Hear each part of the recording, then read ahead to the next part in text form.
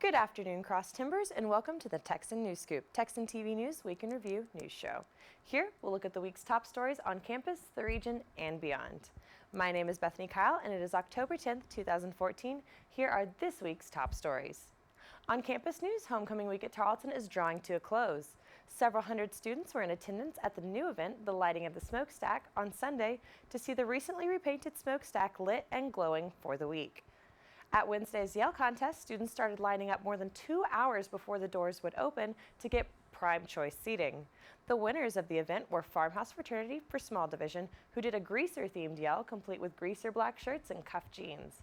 In large division, Delta Zeta sorority took home the title with their America-themed Yell contest while being decked out in red, white, and blue. Last night, the Freshman Representative Council served thousands of purple pancakes at midnight breakfast. And the final homecoming events taking place tonight and tomorrow are the bonfire, which according to the Tarleton Plowboys Twitter page is now finished and will be burned down tonight. You can see a behind the scenes of the building of the LV Risinger bonfire, the largest man-made bonfire in Texas, on our YouTube channel.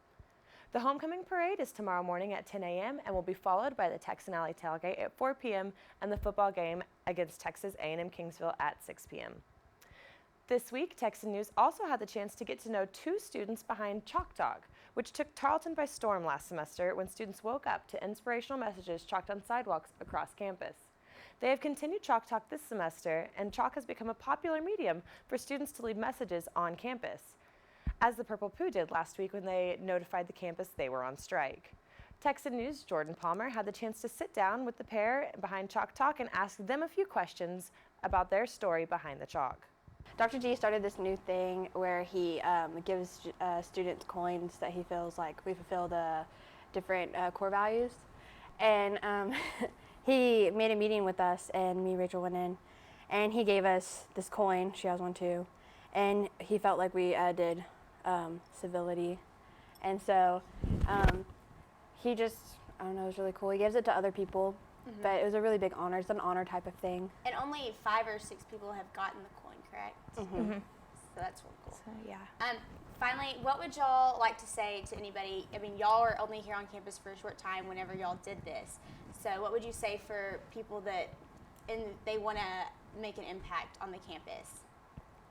I would say just go for it, because there may be some people who don't really like what you do, which there are people who don't like what we do, mm-hmm. but there's going to be someone who needs it, and someone's going to need it, and they're going to see it, and it's going to completely make their day, week, month, life. So go for it. Okay. Thank you, ladies. This was Alyssa Stanley and Rachel Hitt for TSU Chalk Talk.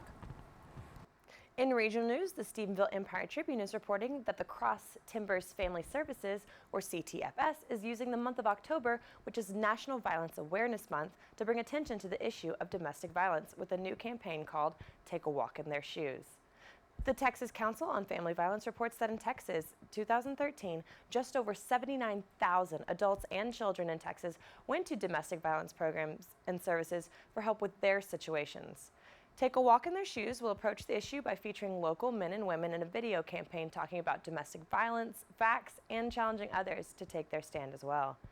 A local boutique, the Crazy Daisy, will team up with Family Services for the campaign, offering discounts in store for people who want to participate in the video on October 17th and 18th. CTFS will also be making educational literature and other resources available.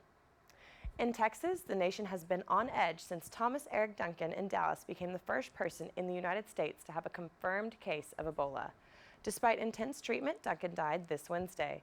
The case is heavily affecting the city of Dallas, where many people are very concerned about the possibility of spread of the disease. But leaders are urging the population to stay calm. In Dallas, Ebola is on people's minds. I want to remind you that clean hands keep us healthy. Even Big Tex, the giant animatronic statue at the Texas State Fair, is telling people to keep clean. And in the neighborhood where Thomas Eric Duncan stayed, the first patient diagnosed with Ebola in the U.S., residents are still feeling unsettled, even though the apartment has been scrubbed clean. Well, it's more close to like about 20 or so far. That's the number of volunteers who didn't show up to work at Heart House, an after-school program for children.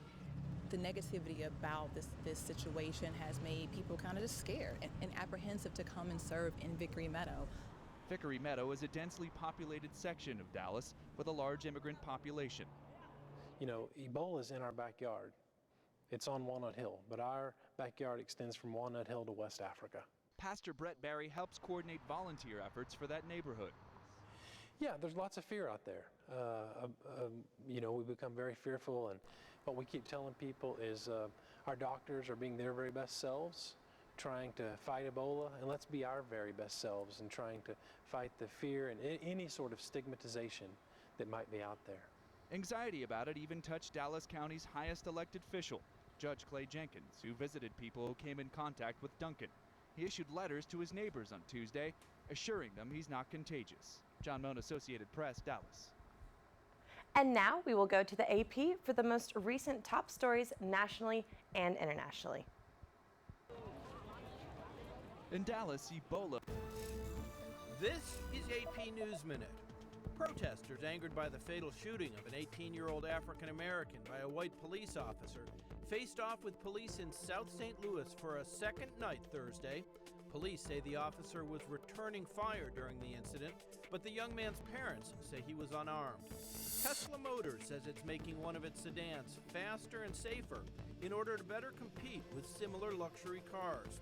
The company held a public unveiling to show off its Model S sedan, which includes a self-driving feature described as autopilot.